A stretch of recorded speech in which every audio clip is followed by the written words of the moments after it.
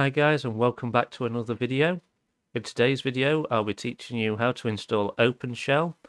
What OpenShell does is change your Windows Start menu from this back to a start menu that looks more like the Windows 7.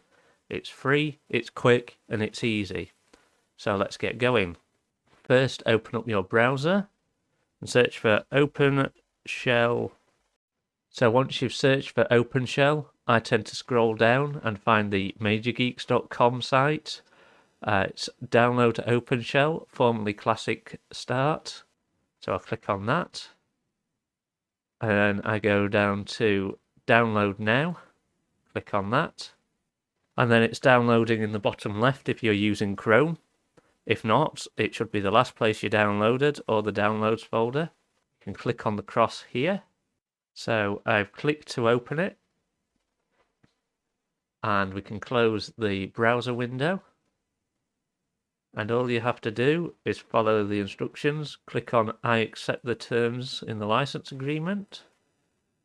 Keep going to the right and then click on install. If you have user account control turned on, you need to click yes. And then click on finish.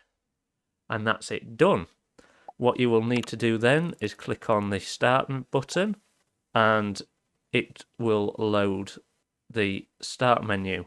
If it doesn't load the start menu, it will load an options screen just in the middle, and all you need to do is click on OK. And then click on the start menu again.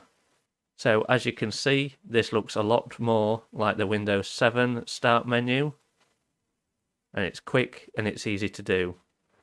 So guys, thanks for watching. If you like this video, click like and subscribe for more videos. Thanks. Bye.